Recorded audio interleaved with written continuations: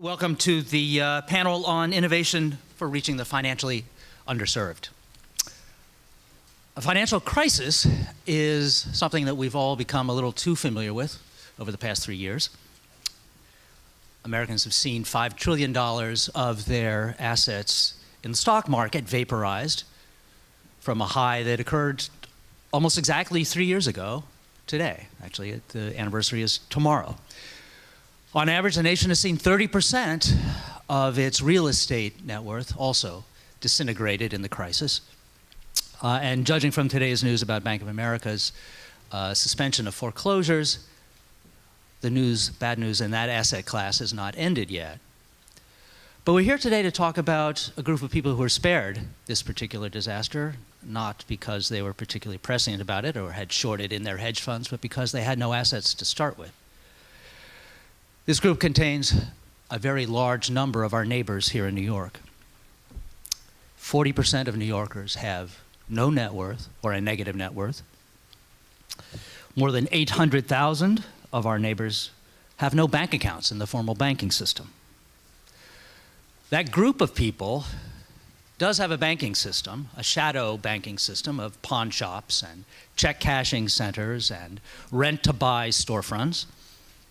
These people conduct their savings and credit and money management without benefit of FDIC insurance or ATM cards or market interest rates. The outfits that serve these people, I think it's safe to say, don't have their best interests in mind. Residents of two struggling neighborhoods, Melrose in the Bronx and Jamaica in Queens, spent an estimated $19 million in those two neighborhoods on check cashing fees alone every year. Now, many of these residents have jobs and they have savings, but their assets and their potential are lost to the formal banking system. So today we're going to talk about how to assimilate those people, those unbanked and underserved people, into the formal banking system. And to guide us in that discussion, we have a truly distinguished panel. Congratulations to Andrea Davila for pulling us all together. Let me introduce them. Let me introduce Justine. Justine Zinkin, the CEO of Credit Where Credit Is Due and Neighborhood Trust. She rose to the top of these organizations with 15 years experience in nonprofit and community development work, despite having to overcome an educational CV that brought her a BA from Brown, an MS from Harvard, and an MBA from Columbia Business School. Welcome, Justine, and congratulations for getting over all that. Erik Shumar, the Community Reinvestment Act officer at Amalgamated Bank and a PhD candidate right here at Columbia at the University School of Social Work. His dissertation is about behavioral finance and its application in education to create positive behavioral change in consumers in relation to their finances. That was the motto of Money Magazine when I ran that. But I'm sure it wasn't nearly as scholarly as Learned, so it's certainly an appropriate line of study. Welcome, Eric. Jane Katz is the Director of Education at the New York Federal Reserve. She's responsible for developing new efforts to promote financial literacy in the Second District. Before joining the bank in 2008, Ms. Katz was an economist and editor of the Regional Review at the Federal Reserve Bank of Boston. She's also survived close encounters with elite education, having earned a master's at Harvard and a bachelor's at the University of Chicago. And in spite of that, she was still allowed to practice the dismal science. Robert Duvall is our fourth member, the former CEO of the National Council on Economic Education. The NCEE, a nonprofit, nonpartisan organization dedicated to improving economic, financial, and entrepreneurship literacy. Its program reaches over 150,000 K-12 teachers and more than 15 million students every year. Bob's been closely associated with financial literacy efforts throughout his distinguished career, having helped found Jumpstart, the Jumpstart Coalition, and served on the President's Advisory Council on Financial Literacy. Welcome, Bob. Thanks for being here. All right, I'm going to start with the questions, and then I'll turn it over to the floor, but I will exercise a moderator's prerogative, and throw out a couple questions to begin with. Jane, It's for you. Why are there so many people outside the formal banking system? Wow, that's quite a question. I'm not sure I actually know the answer to that question.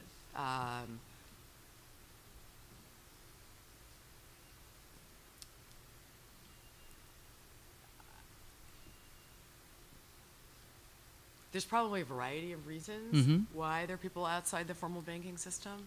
I think that for some subset of people, the formal banking system might be mysterious and may be somewhat scary. And that, I mean, there's certainly a role for, to sort of do something about that.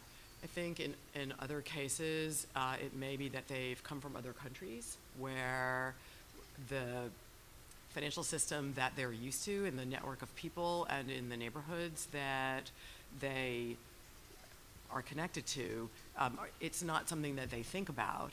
Maybe they wouldn't be scared of it, but maybe they're just not there. You know, I mean, this is not, I should say that I'm not supposed to speak for the Federal Reserve, so this is not for the Federal Reserve.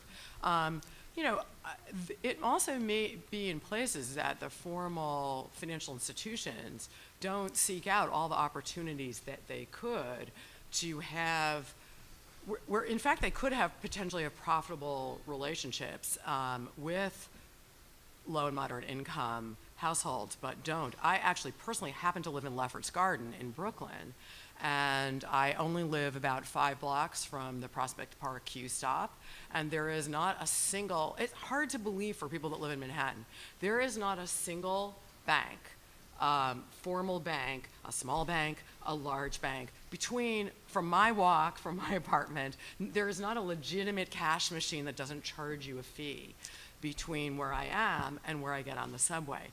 And so as a result, I bank at Chase, which is across the street from my employer. And when I said something to them, you know, there's no banks in my neighborhood. Everybody in Manhattan is upset because everything's turning into a bank or a banking, and they said, oh, that can't be true. And then, you know, and I said, it is true. And they looked it up and they said, sure enough. So, and Lefferts Garden's actually a, you know, I think it's a lot of working families live in that neighborhood. So I'm not really sure why, but I would say there are some range of reasons, but probably other people are more qualified. Okay, Bob? Take a crack at just underscoring what Jane has said about the cultural background that people bring to any issue like managing their money. Mm-hmm. The best definition of culture I ever heard is what a group of people take for granted. What a group of people just take for granted. We're taking a number of things for granted right now. That there can be a group like this talking freely, men and women and so forth in this context. So I think a lot of people come into this diverse culture, the United States, from various cultural backgrounds where they don't take the same things for granted that we do or that others do. And since education is my passion, I think it's another broadly defined educational issue. People won't do what they don't know how to do. And if they're suspicious of banks, if in their home country, the original country, banks were not to be trusted, then... You mean as opposed to here? Yes. Making a shift is very difficult unless you're shown how. Well, that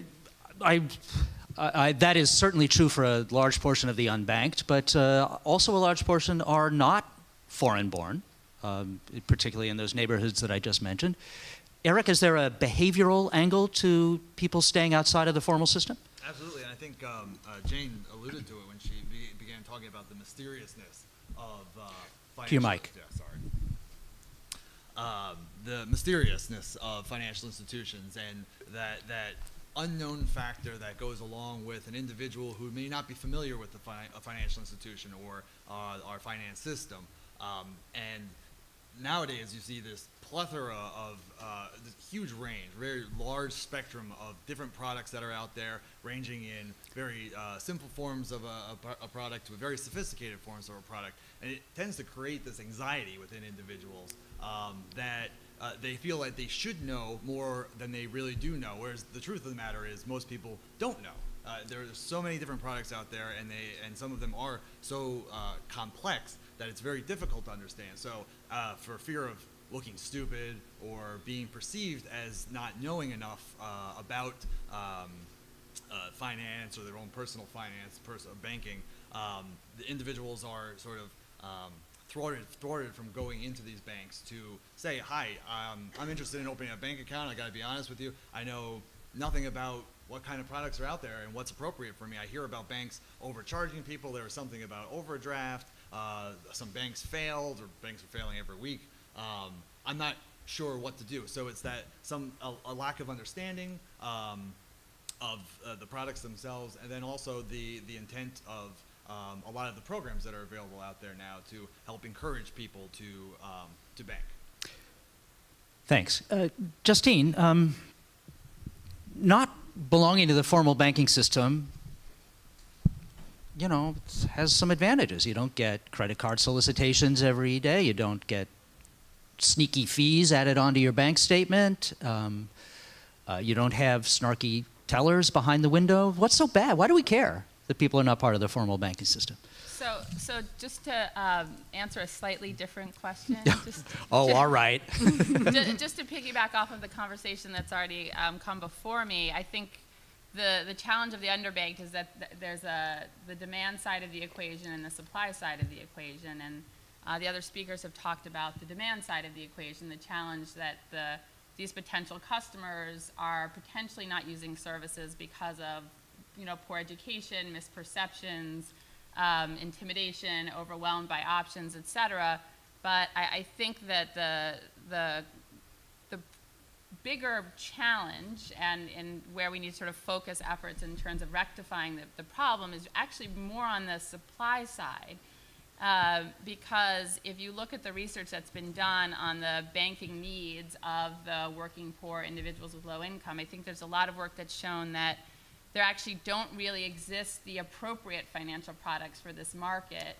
And there's, quite frankly, a sort of market dysfunction in terms of banks' motivations in terms of profit motive and needing to make a profit off of each and every individual customer, and the fact that a small depositor, any individual who has sort of cash flow challenges, very little money coming in and out, emergencies that come up, the only way for sort of typical predatory services or more mainstream banks to relate to that customer is in a sort of a fee-based relationship where the end result is often, whether there's malintent or not, that the individual is feed heavily and the financial relationship ends up being one of cost rather than sort of propelling that person forward.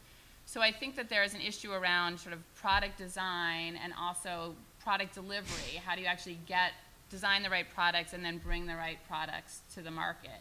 And to answer your question around, well, maybe it's not so bad to be unbanked, what we find is that these populations that we're talking about are actually very vulnerable, and if you are not banked, you are still getting credit card solicitations. You are still being, you're still bombarded by opportunities to spend your money on financial services in a way that's quite unproductive. At our organization, where we serve thousands of people every year providing financial supports, credit card debt is the #1 challenge we see day in and day out, and that includes people who are un- and underbanked.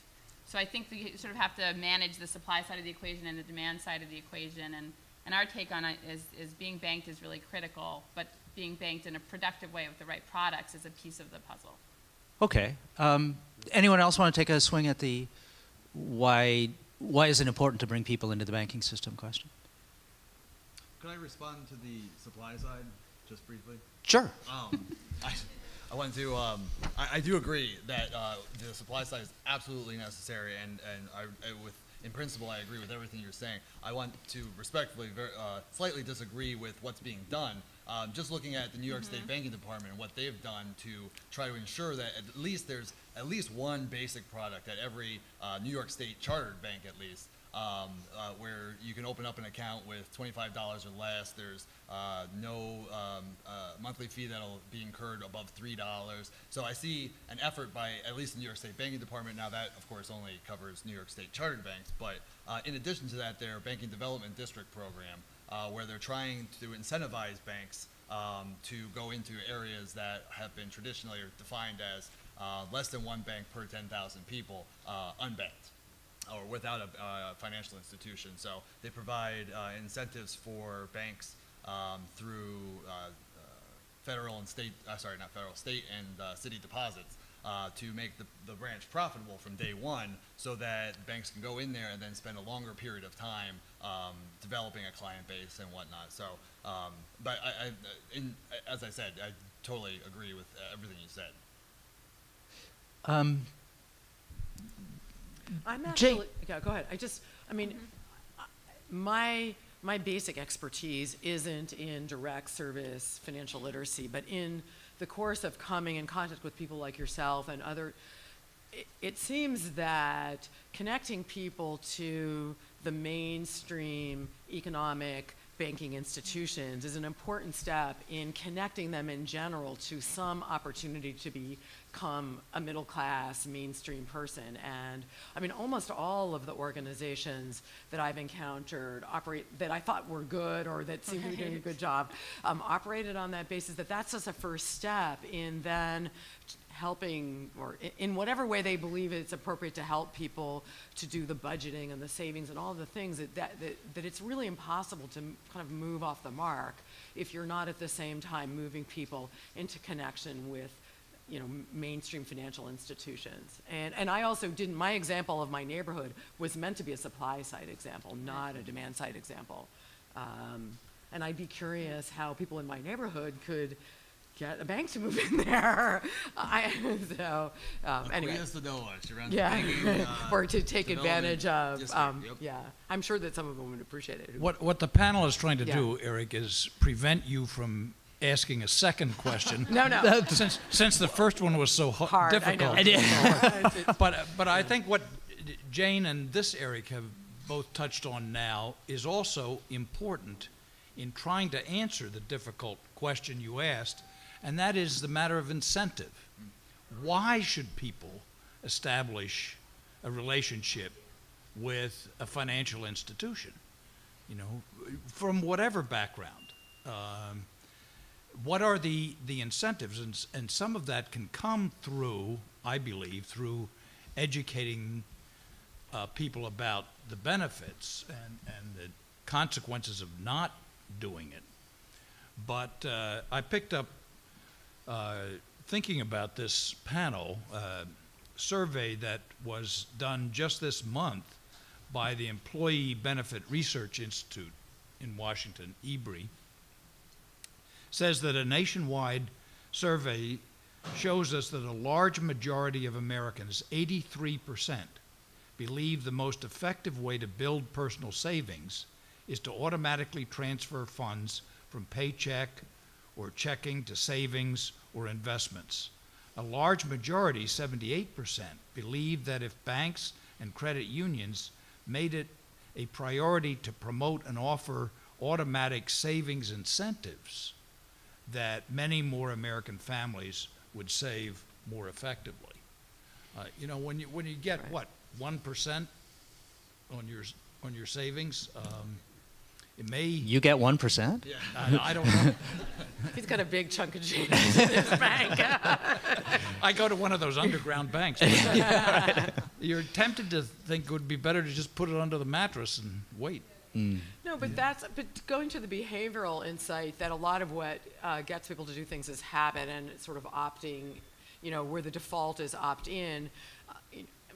One of the issues for low-income people is they frequently don't work for an institution that has a paycheck that automatically can go into a bank. But if they do, then one of the easiest ways for them to start to accumulate some small amount of assets is to do something automatically that they don't have to decide about every week. And if you're not in a kind of a mainstream institution, then you're not going to be able to do that. And so that's the kind of thing that, you know, middle class people can take advantage of. They don't always either, frankly. Yes. This is just not issues of only low income people, but I mean, I think the other thing that's just sort of just to sort of throw out there that's interesting about this whole situation is for low and middle income people, and low income people who hope to become middle income people over the course of their lifetime, and most people who and I say middle income people, I don't mean rich lawyers who think they're middle income people. I mean real middle income people.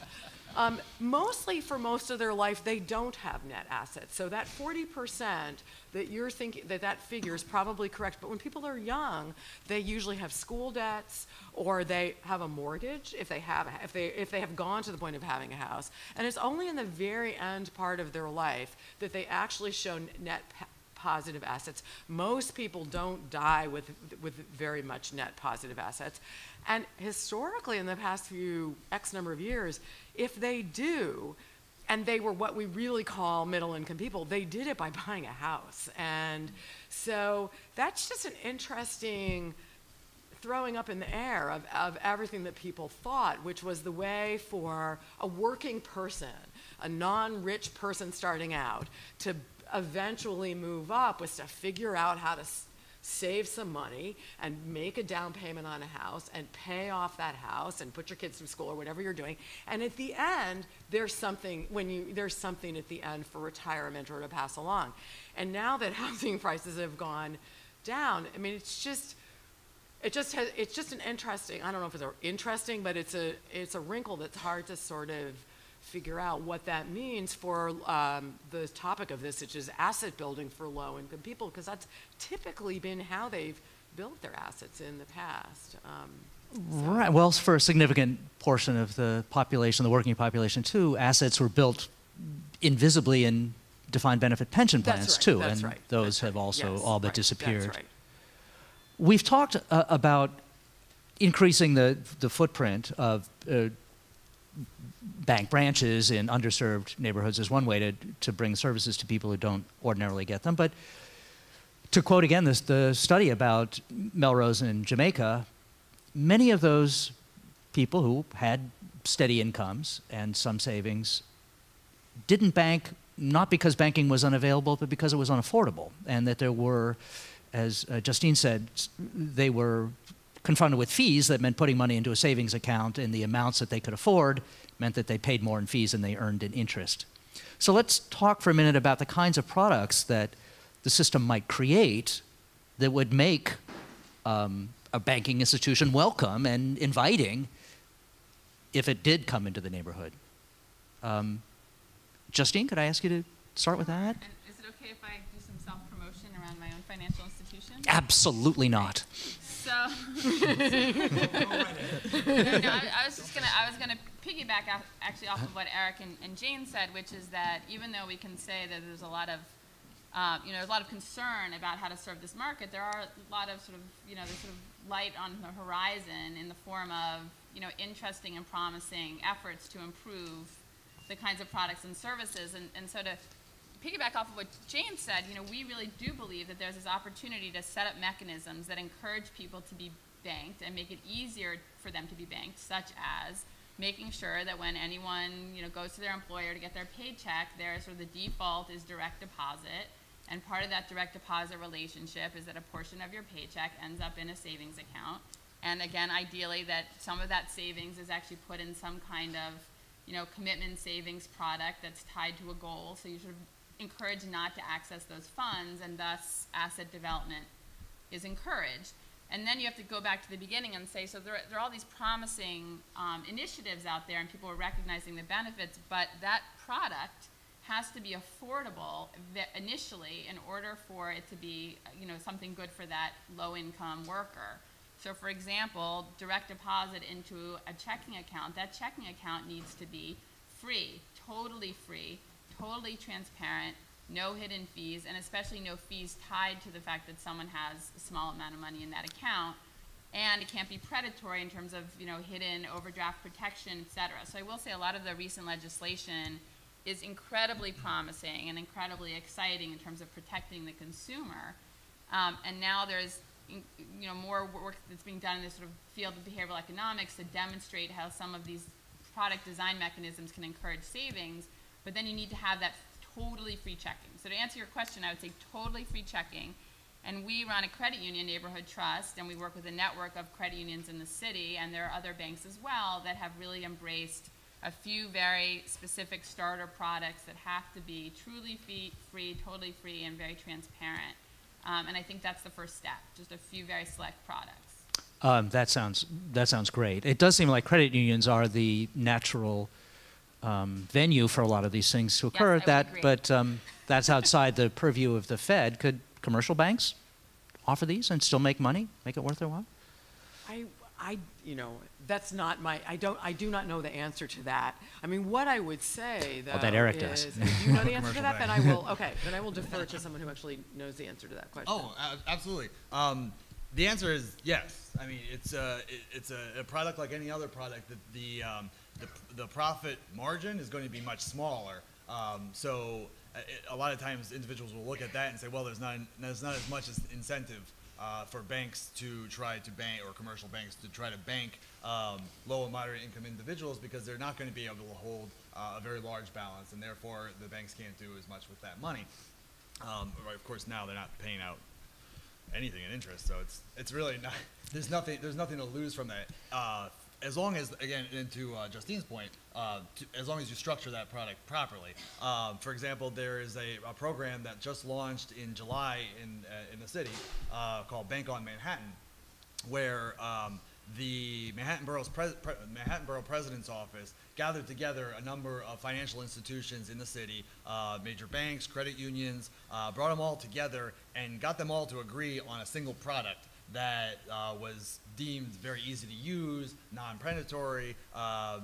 Again, it followed at least the minimum set by the New York State Banking Department, which was one of the partners along with the FDIC and the Federal Reserve Bank of New York, and created this product. So then another piece to it is to not only have the product, but then we also talked about this stigma that's associated with financial institutions, and it's very hard to get past that. And one thing I really like about this program is that it's now run under the auspice of Bank on Manhattan, not Bank on Amalgamated Bank, Bank of America, or whatever else the other. Although these banks may be a part of the coalition essentially formed to create this product, the bank's names are not attached to it. So along with the product that's considered completely non-predatory, in fact, no ability to incur overdraft fees, most of the time it's feeless. Some banks have a small fee, but usually there was some way of getting around that with a number of either having direct deposit or a number of debit payments throughout the course of a month. And actually, just on a side note, a study was just released. I guess I saw it this morning on the American Banker Association news blast, so I apologize that I don't remember the source of it, but it did state, and I believe it was for nationwide, that 53% of Americans who have a bank account are incurring zero fees. Another 12% are paying less than $3 a month. So right there, you have about 70% of the people who are banking who are incurring almost nothing. So I think that's a very encouraging fact. But to go back to Bank on Manhattan, another piece to this, I believe, is to not just take the bank's name off it to sort of destigmatize the financial institutions, but also to add to that, and Robert, I'm sure you'll appreciate this, financial education. And to put that as a required piece that individuals go, they attend a simple, sort of, I wouldn't say watered down, but a simple taste of financial education, the basics. Some goal setting, how to create a spending plan, what the product is all about, and why, and how it could benefit the individual. Then also having banks present at these seminars to offer the product right then and there, knowing that uptake is much better if you have someone present right after you say, wow, what a great idea, I want to do that, instead of waiting that I'm going to go home, go to sleep, and I'll probably get to it tomorrow, which you won't, and then it continues to fade deeper into your brain until it's gone. So the coalition that formed Bank on Manhattan has really thought about it from a holistic point of view, psychologically, socially, behaviorally, biologically even, of how to get these individuals. And a big piece of that was partnering with nonprofit organizations and community-based organizations who already have this rapport established with these hard-to-reach sometimes populations who already don't trust the bank. So when the bank shows up and says, we have, I promise, I swear this time, we have a product that's great for you, come on in and let us tell you about it, they'll say, yeah, we heard that before. But now Bank on Manhattan goes in and says, we have free education for you, we're going to provide some refreshments, a $100 grant is given to any partner, nonprofit, or community-based organization.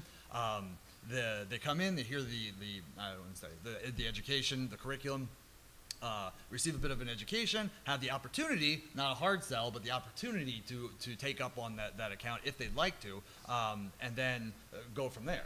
And then the Bank on Manhattan has a resource book that links these individuals to other organizations like Credit Where Credit Is Due, the Coalition for Debtor Education, the Office of Financial Empowerment, and all of their financial empowerment centers throughout the city in case they want more information. Now you have questions about credit, there's people out there with the answers for you. So for me, it's always about this holistic view, but it really all starts with education. Well, let me steer the question towards financial education, but make an observation on what Eric and Justine just said. I think it's a sign of the times that we would talk about non-predatory as a promotional adjective for a banking product. It's like Tropicana promoting a line of orange juice that was non-poison. Bob, financial literacy is one of those things that is totally unobjectionable. It's like being in favor of goodness. But people have been at it for a long time, and yet people still make extraordinary financial mistakes. A certain amount of personal financial irresponsibility lay behind the financial crisis. Why is it so hard to make people literate about money matters? Well, that's a great question, Eric. And are you going to answer it? I'll take a stab at it. Okay. But just looking out at the group here, how many of you are university students, either here at Columbia or another university? How many of you include any kind of financial education in your formal education at the university? Well, that's a good sign. I'm glad to see some hands going up because I think that is an improvement. It's a sign that we are taking more seriously the issue of what people know or don't know about the basics of managing their resources and planning for successful lives. I know when I was growing up, we thought the stock market was something that the Rockefellers and the Vanderbilts got to play with, had no sense that it was a place where ordinary folk like us could build wealth. And I think that matter of helping people come to understand how they do develop assets for the long term. And then in so doing, I think we're challenged by 4 issues. First of all, what is it that we are talking about? Because financial literacy means many things to many people. And if you start talking to a young person in high school about preparing for retirement, the eyes just glaze over. You're not going to get anywhere. So you have to have some sense of what the issues are that you want to try to get across, what Eric described as the basics of saving and investing, managing and planning for your resources, and doing some budgeting and some strategic thinking for yourself. I've worked for a number of years, as our moderator mentioned, for not-for-profit organizations, and became pretty good, I think, at doing strategic plans for those organizations. But it took me a long time to realize that I needed to make a strategic plan for myself. and begin with that good old-fashioned SWOT analysis. What are my strengths, weaknesses, opportunities, and threats? And put them down on paper, and then project what that would mean for goals that I wanted to attain for my own future. Then I think we have to ask the question, not only what is it that we are talking about? What is financial literacy? Is it just knowing how to avoid predatory lenders? Is it knowing how to enter the stock market? Knowing how to build wealth in various ways? To whom are we talking? And that's that sense of audience, age differentiation, educational background, and so forth. We have to develop strategies for reaching into the schools, for reaching into the workplace. I think there's a growing demand for economic and financial education in the basics in the workplace. And I think some organizations are beginning to develop innovative programs to work with human resources officers in companies and so forth to do brown bag lunches that help people know how to evaluate benefits plans, know how to approach their own personal savings and investing issues. And then third, we have to ask who is going to provide this education. The National Council on Economic Education, where I've been, has been primarily concerned with K-12 education and focused on teacher training, because the fact is that most teachers, school teachers, have not themselves had any background in basic economics and applied economics and personal finance. So they're reluctant to teach it and need to be taught themselves, teaching the teachers. Who is going to work with the university level students, where that's not what they talk about, I believe, in Econ 101 here at Columbia. That is the practical and the applied concerns in managing your money. And then 4 follows from that. Where will it be taught? In the schools, in the workplace? I'm very pleased to hear about innovations that I'm vaguely aware of are going on, and I think they are growing in part fueled by the financial crisis we've been living through.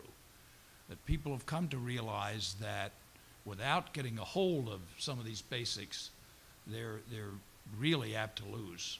And so we have some opportunities now to teach, and I think this conference is an example of the interest and the opportunity.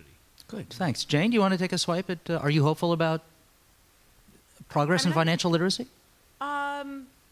About the Office of Financial Literacy? No, about about progress towards. Progress. I'm hopeful, I would say. I'd actually like to just pull back to a broader context and a little bit and say, so part of financial reform was the creation of this new agency, which is independent of the Fed but housed in the Fed, that is going to be charged with consumer protection type of activities, both things that the Fed did, maybe should have done a little better, and also to deal with a much more complicated world than the world that existed, financial world that existed 20, 30 years ago, when the individual responsibilities that households and families and individuals faced were much less complex. I mean, you worked, you had a defined benefit pension, you had Social Security. Between those two, that would probably make for a pretty decent retirement. I mean, Social Security, most economists of most stripes would argue, despite its current underfunded future situation, was one of the most effective social programs we've ever had at reducing poverty among the elderly, and unfortunately shifted it to poverty among the young. But life was fair. There was a more or less one type of mortgage you got. There was a more or less one type of banking account to get. So life was fairly simple, and your responsibilities as a family were not that complicated. So over a period of time, they got much more complicated. And to be fair, there's some real advantages for some of the instruments that have been developed and some of the arrangements, such that we wouldn't, I don't think even the most, I don't know, pessimistic people would want to go back to the world before there were any derivatives and any kind of more complex financial arrangements. They really are efficient. Some of them are efficient in some circumstances. However, the new world is much more complicated for people to negotiate. And I do think that part of what needs to be figured out is to what extent regulation and individual empowerment, knowledge, and education need to work in hand in hand. And so I think, in the context setting level, if the regulation isn't good, then we're not going to solve that with financial literacy. And it's important to remember that. It's important to know that. It's important in your role as citizens or activists or community development people or just voters to recognize that there is a really good opportunity in this new agency to do better what we didn't do so well previously, and to really push politically to have that happen.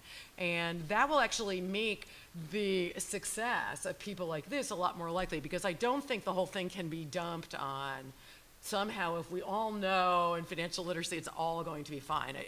I'm just not of that opinion. So, I think I don't like the term financial literacy because it kind of implies school, and not that school's not a really good thing. Hey, I went to a lot of school, as you made fun of, and I had it was some of the best years of my life. No, I'm not sure if that's true, but I had a lot of fun when I was in school, learned a lot. We really it's more like a life skill. It's more like driving a car or knowing about good nutrition than it is about taking physics. Obviously you can take physics, and then if I throw this thing, like, you understand exactly, why it's going to make a dent in the floor or not or whatever. But I think it does scare people. It makes them think that it's something that's not for everyone. And I'm really surprised, even among especially among women, friends of mine, like you're so logical about money. Like, I think it's so frightening. And I'm like, well, it's just money. You just add it up and figure out what there is and what's to be scared of. And I do think that a little bit more of, you learn to ride a bike, you learn, I'll bet you everybody in here knows how many calories are in a Starbucks muffin. That this is the kind of life skill that everybody can have, needs to have. And school is part of that, but even more broadly, it's a social problem to create an environment in which people think that taking care of themselves financially is one of the things that they have to do. And I also think we don't really know how to do that all that well. And I'm sure the behavioral economist, is probably going to back me up on this. The people that are ahead of us in this are the public health people, who have spent a long time, both in this country and in developing countries, figuring out how to get people to wash their hands, how to take their babies to the doctor, how to put on a condom. And they don't sit them down and give them a 5-week course in the germ theory of disease, typically, to make that happen. If you're interested, that's a perfectly great thing to do, and you can grow up to be, a biologist. But it's not necessarily, all of that isn't necessary to engage in the kind of healthy behaviors that you need. And so I think we might want to start thinking about financial literacy in a slightly different way, which is more of a life skill, more of something that happens in all sorts of environments, and which is something that everyone should be responsible, needs to be able to do. So I don't know, and I don't know if that's hopeful. I'm not sure if I answered your question. The other thing I would say is that, is technology good or not? Or when is technology your friend in this kind of thing? I just read a study. It's not about financial literacy, but it was just a study that showed, that C.C. Rouse did, and a bunch of people, showing that computer-aided math instruction actually helped kids do better in math classes. Computer-aided instruction, everybody thinks, oh, how can a computer be good for these things? I know that in the public health arena, they found that doing surveys with people online is actually better, and they're more likely to get honest answers.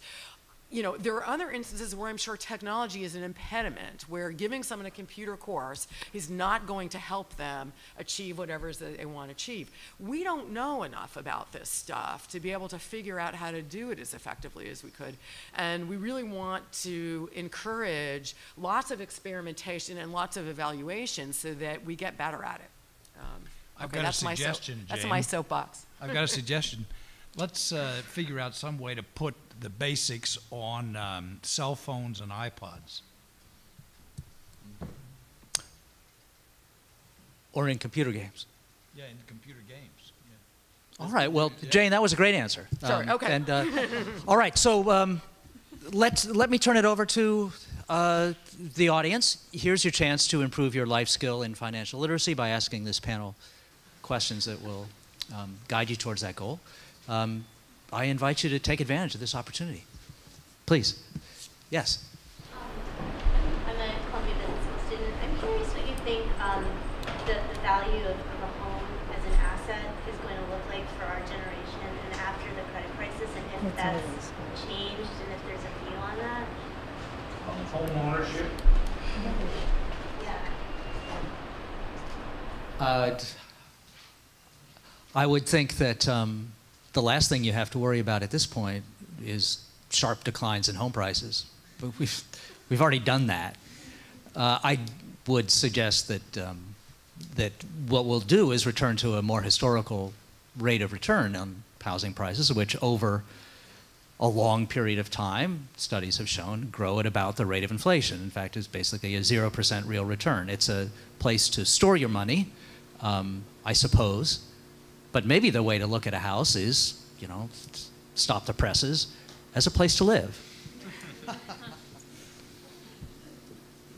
Yes? I had a question regarding how to extrapolate this into the global market. And so there's a lot of parallels from what you guys are seeing here and what happened with SKS. That's the microfinance organization that IPO'd. So the criticism for that is that now the interest rates, which for the microfinance organization, which was artificially kept low, is going to adjust to market levels. So it's going to go to like from 5% to 500%. But now, so is that a predatory practice? Now there's this whole new set of consumers in the bottom billions that are being exposed to market level interest rates, you know, at global level. So like, my question is, so now these New York banks are targeting consumers, and now the banks can change their rules. They can start implementing these, but they've accumulated this new set of consumers. So what type of safety measures can we implement so that doesn't happen?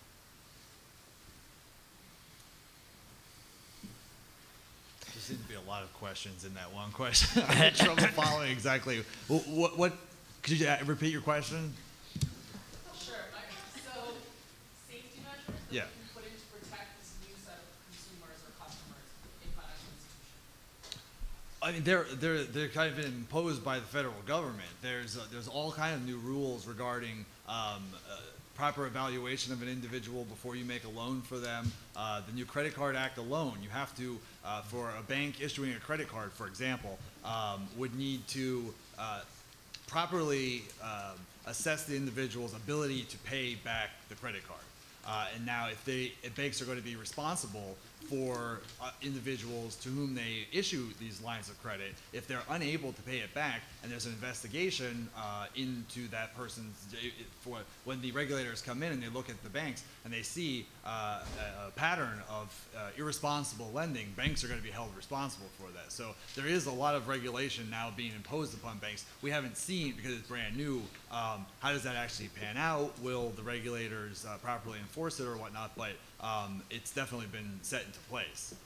With regard to microloans or small dollar loans and whatnot, there are those that were kept artificially low. I know the FDIC in a lot of their studies were looking at the implications or the effectiveness of small dollar loans. But those loans started off at somewhere between 15 to 19%. So in my own personal opinion, they were never really that affordable to begin with. But again, it's going to go back to banks when they make these loans to properly assess the borrower's ability to repay that loan. Same thing for mortgages, credit cards, and whatnot. Does that answer your question? Okay, good. I mean, there has been some improvement, even before the creation of this new agency, in some of the protections and disclosures and clarity of disclosures and the, little print and all that kind of stuff. I think it's unclear exactly what's going to happen with this new agency, but there's an opportunity to, and I mean, I'm not an expert on exactly what the proper legislation should be, but I just think as citizens, we should all really hold everyone's feet to the fire and make sure that this agency really puts forth something that protects people in a reasonable way from being gouged by financial institutions, by being locked in or fooled in ways that we would agree would not be good. I mean, I would also say that,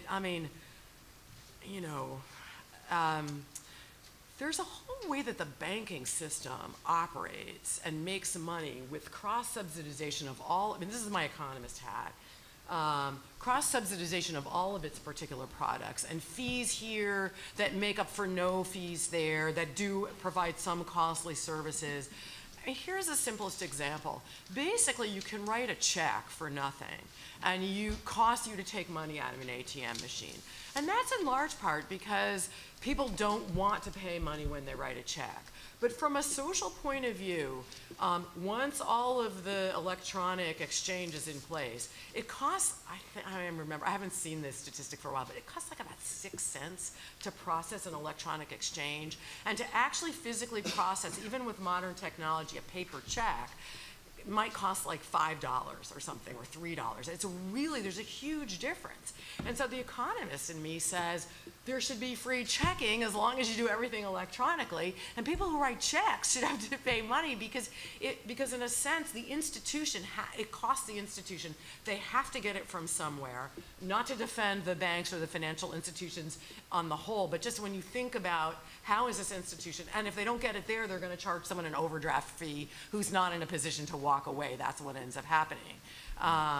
Someone like me probably doesn't get charged because I'll take my money and go somewhere else.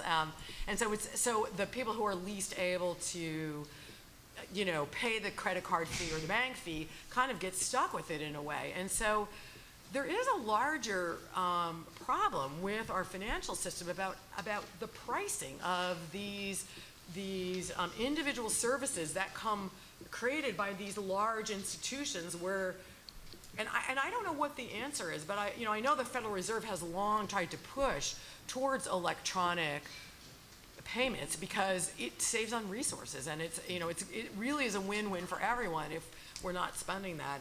But if somehow maybe there can be some move on those parts to rationalize some of that and take some of the gains and make sure they go to products and programs that need them, there might be a way to, in some sense, socially negotiate with financial institutions to make that happen. I mean, and again, not the view of the Federal Reserve, just my view. So, okay. One more question? Sort of playing off that, if I have a problem with my bank, I will go and I will object and I will do whatever it takes because I was raised to believe that what I say matters, and if I have a valid concern, I can address this. But a lot of people who are, say, lower economic, not necessarily immigrant, but a lower economic, don't necessarily believe that when they go in to object to some institution, especially a bank, that their voice will actually be heard. So no matter what law or protection agency, though that's a wonderful thing that we've had, that's way over there, and that might be 6 months down the road or a courtroom down the road to protect my little amount of money. How do you give comfort to a group of people that do not feel they necessarily have a voice in this upper echelon of banking and society? And actually then, not only convince them that someone's going to be there to protect them against these big bank people, but that there's someone who will actually do that there's someone for them to call that's down the block, not in Washington, that says they won't give me back my money, come down here and get it, I have to go pay my babysitter. I mean, that kind of level where it's, they don't feel like they have, how do you give comfort around that? How do you address those issues that are on the ground running for a lot of people that are of a group that don't feel like they have a voice? Well, I would not to speak for the panel, but I would hope that that would be one of the things that comes out of financial regulatory reform. When you go to buy a carton of orange juice, you don't speculate it. God, if I got the wrong brand, it might be poison, or I'm going to have to be prepared to fight with the supermarket if this is sour. There are, there's Food and Drug Commission, make sure that it's not poison, and hopefully the Consumer Financial Protection Bureau will create at least a safe harbor line of plain vanilla products that you can, no matter who you are, believe confidently that you're getting a fair shake. But even, oh, sorry, go ahead. Yeah, Sure. I mean, I will say the other piece of this is a growing recognition that that level of, there's another set of skills that people need in addition to understanding the financial information, right? So we talked about what do people need to understand to navigate the financial system well. It's not just APR, but there are other skills that are sort of embedded in financial counseling programs today, like negotiating skills, other communication skills that may seem tangential to a financial goal, but actually are really at the heart of sort of taking control of your financial life and making informed financial decisions. So I definitely think that there's growing recognition that a lot of the sort of softer skills, communication skills, negotiation skills, really lie at the heart of problem solving, again, across a range of disciplines, but definitely in the financial services arena. And I know for us, all of our financial counseling work, some of it is about holding someone's hand and explaining to them what their credit report is and what to do about it. But then the next piece is modeling how to actually take action and what does happen when you place a phone call and challenge something on the credit report and negotiate to have some debt forgiven. And when people see the results of those communication skills, negotiation skills, they do actually, sort of feel empowered to do it themselves the next time. And I think that that element of a solid program or support network is key. But I also think, again, sort of the positive side is that that's very well recognized, and there are a lot of programs that incorporate that level of sort of soft skill training into the service. I mean, I would agree that most of the counseling agencies that I go to that I thought were really good, they'll have you call up, they'll sit with you the first time, and maybe they'll do the first call, you do the second call. Now, how to extend, my advice as to an individual who needed that help would be to try to hook them up with a good agency, because most of them do recognize it, and that's built into what they do. I mean, how to provide that more broadly? I mean, there is all those kinds of skills that life skills, and how do you walk in and get hurt and that kind of thing. It's a good question. It's probably needs to be brought into the schools in some ways, but in an immediate financial sense, go to figure out what a good local agency is. And all right. Thank you, panel. Would you join me in thanking this?